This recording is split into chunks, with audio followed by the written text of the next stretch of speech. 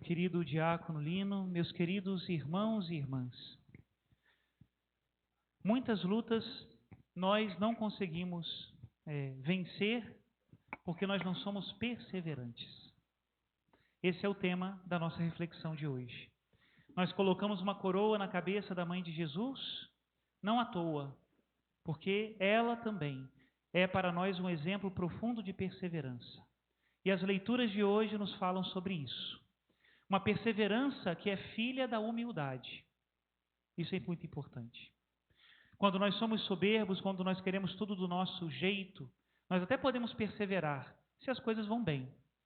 Mas quando as coisas não vão como nós planejamos, quando saem dos nossos planos, quando nós somos levados também a sermos humildes, a nos humilharmos, a darmos um passo atrás, a saber esperar, é muitas vezes aí que nós perdemos as batalhas, porque nós não nos conformamos, não é? Hoje, na linguagem atual, quando alguém é contrariado, o que acontece, né? Vai para as redes sociais, faz todo tipo de algazarras, né? Mas dificilmente a pessoa é humilde na perseverança. E por isso o verdadeiro fruto não chega. A primeira leitura de hoje nos conta um fato que marcou a história de Israel. Se vocês olharem o mapa entre o Egito e a Terra Prometida, não era uma distância tão grande. Não justificava 40 anos de caminhada, nunca. Nem naquela época, nem muito menos hoje. Né? E de fato o povo foi em linha reta para chegar na Terra Prometida. E o que aconteceu? As portas da Terra Prometida, lembra que se chama Terra Prometida porque foi prometida por Deus. Deus que livrou o povo do Egito, que abriu o Mar Vermelho, que fez o maná cair do céu e muitos outros prodígios admiráveis, foi o mesmo Deus, é o mesmo Deus que prometeu para aquele povo a Terra Prometida. Por isso é prometida, né? E o que aconteceu às portas da terra de Canaã, da terra onde corre leite e mel? Moisés escolheu os chefes do povo, os dirigentes, e enviou-os como, entre aspas, espiões, para que antes de eles entrarem na terra, eles saberem contra o que eles estavam lutando. Como seria? E assim foi feito. Entraram todos na terra e constataram aquilo que Deus já tinha dito antes deles saberem, que a terra era boa, que dela manava leite e mel, que é claramente uma metáfora, né? Devia ter vaca e abelha, mas tinha por ali leite e mel também, né? Muito bem. E que de fato valia a pena aquela terra. Eles constataram isso, foi a primeira coisa que disseram. Então, mãos à obra, entrar na terra que Deus nos deu? Não. Aí começou o problema. De todos os chefes que Moisés enviou para ver a terra, só um incentivou o povo dizendo: vamos entrar, nós conseguimos. Os outros, não. Deus me livre, é uma terra que devora os seus habitantes. Coisa mais mentirosa do mundo. Lá vivem os filhos de Enaque, são gigantes. Perto dele nós somos uns gafanhotozinhos. Eles vão pisar na gente. Não entremos nessa terra, morreremos. Não quiseram entrar na luta. Desistiram antes de começar. Perdedores na linha de largada. E aí foi quando Deus, irritado com aquele povo, lhe fez voltar para o deserto. Já que vocês não querem entrar, meia volta. Agora vocês vão passar 40 anos para pagar os 40 dias que os exploradores ficaram na terra. 40 anos no deserto. Tudo isso tem muito de metáfora e de ensinamento espiritual também.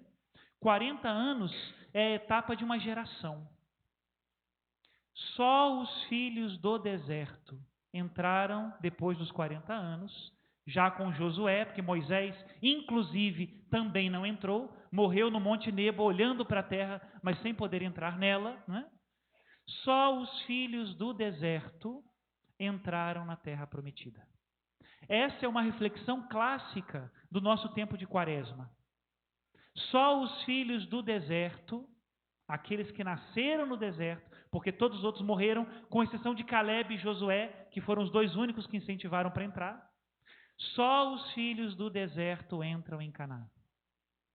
O que isso significa para nós? Só os filhos do deserto alcançam o céu. Só os filhos do deserto alcançam a coroa da glória. Só aqueles que perseveram na humildade chegam ao reino de Deus, meus irmãos. E nós precisamos levar isso no nosso coração em todas as áreas da nossa vida. Desde as áreas mais interiores. Ai, Padre, eu luto contra esse pecado há tanto tempo. Eu sofro tanto por causa disso. Ah, Padre, na minha família, meu filho, minha esposa, meu marido, essa situação, o meu trabalho. Quero levá-los para Deus, quero fazer com que eles entendam e saboreiem as coisas de Deus. Meus irmãos, precisamos perseverar também. E não é só, e é isso que é muito importante, não é? Quando Deus manda o povo de volta para o deserto, não é uma questão de castigo no sentido de vingança, porque a gente também tem que entender bem essa diferença. Quem aqui é formado em direito, talvez entenda melhor o que eu vou dizer agora. Existem as penas que são medicinais e existem as penas que são vindicativas. Nosso Senhor só trata conosco com penas medicinais. Quando envia o povo para o deserto, é castigo? Sim, mas no sentido medicinal. Não adianta entrar na terra prometida se o seu coração ainda é escravo.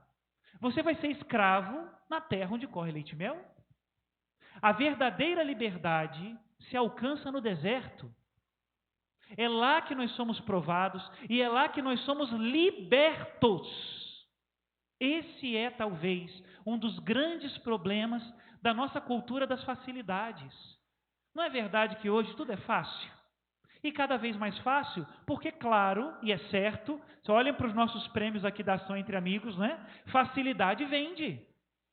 Todo mundo quer aquilo que facilita a vida, que torna a vida mais prática, mais rápido, e não tem nada de errado com isso. Continue, é isso mesmo. Só que nós temos que entender que as coisas custam. O problema da nossa cultura é que nós estamos ficando acostumados com um tipo de vida que não está disposta mais a pagar nenhum preço. Se custa um pouquinho, não quero mais, vou para outro caminho. Se é um pouquinho difícil, não quero mais, vou para outro caminho. E isso é problema muito sério. Porque não se alcança nada de bom sem uma pequena dose de sacrifício. E aí nós vemos pais que desistem de ser pais. E para não dizer que eu só jogo o problema para cá, eu jogo para cá. E aí nós vemos padres que não querem ser padres. Qual é o grande problema da primeira leitura de hoje? O que fez o povo clamar e desistir de entrar na terra? Os covardes foram os chefes. Os covardes foram quem estava à frente. Isso é triste, porque eles também eram frutos da mesma cultura. Saíram do Egito dizendo, ah, que pena, lá tínhamos panelas de carne. Andaram mais um pouquinho, ah, que pena, lá nós tínhamos uma cama boa. Andaram mais um pouquinho, ah, que pena, nós tínhamos pão em abundância.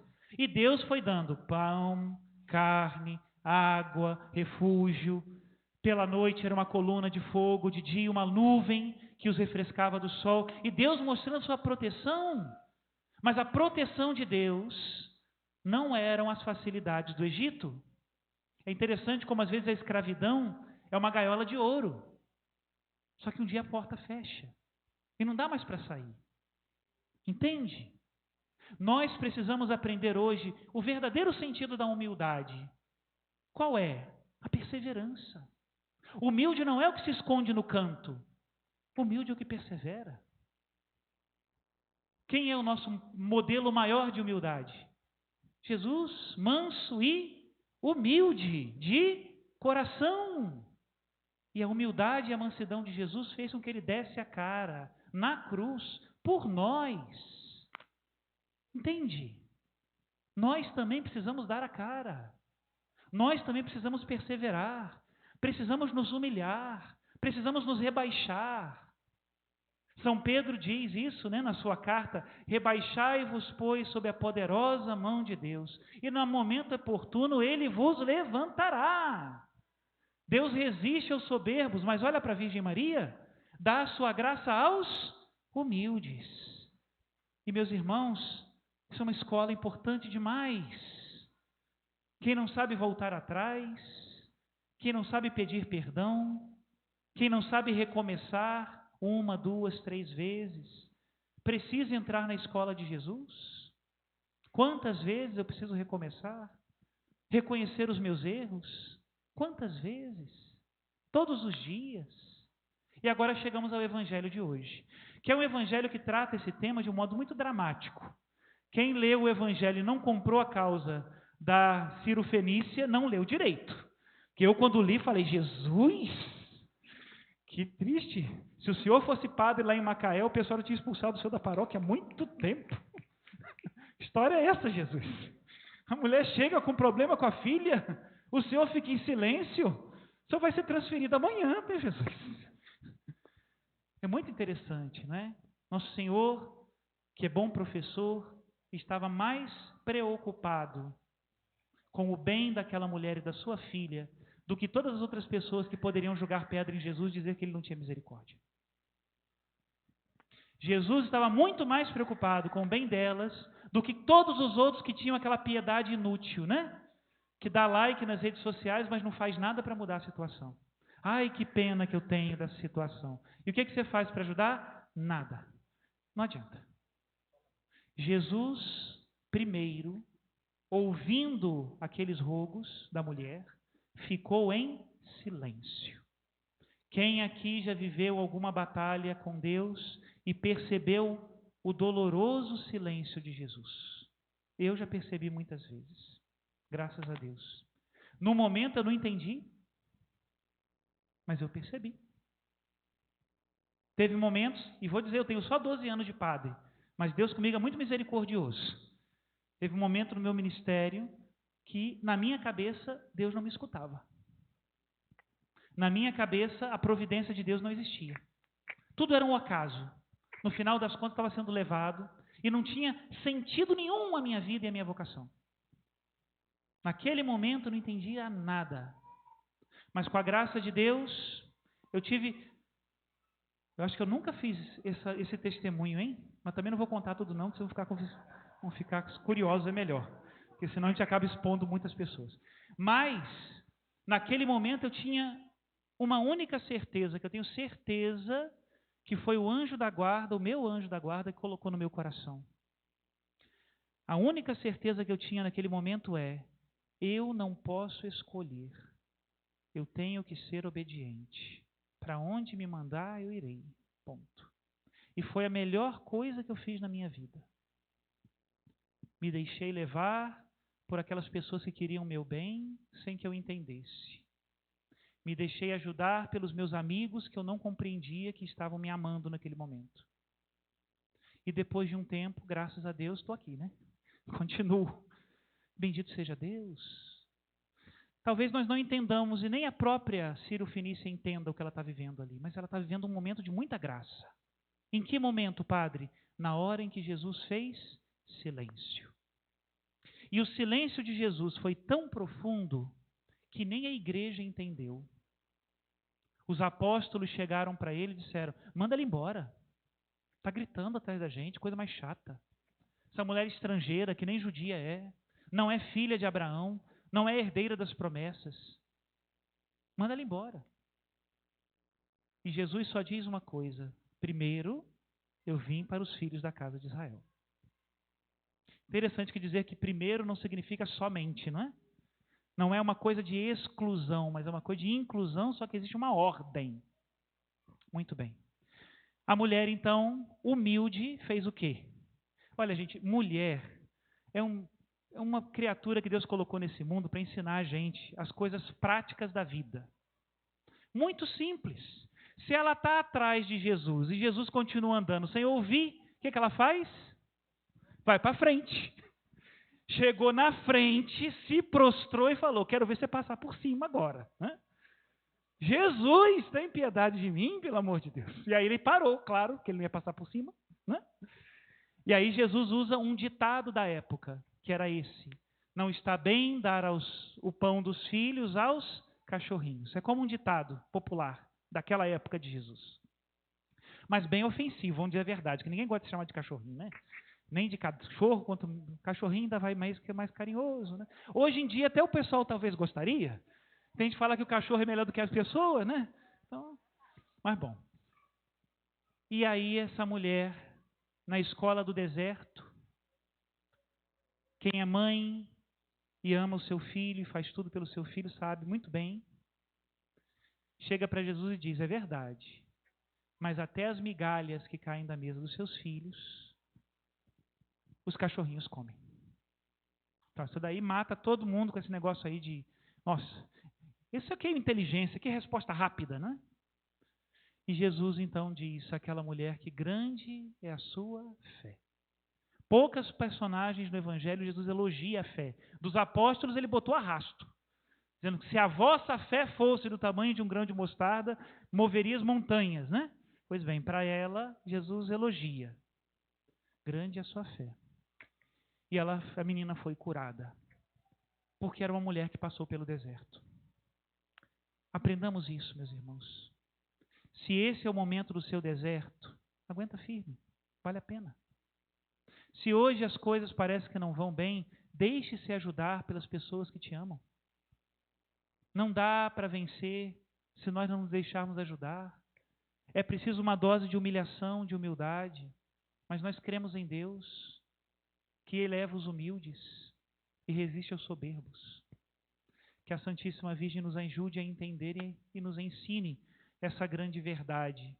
Ela que viveu escondida e agora na glória de Deus auxilia toda a igreja. Louvado seja nosso Senhor Jesus Cristo. Para sempre seja louvado.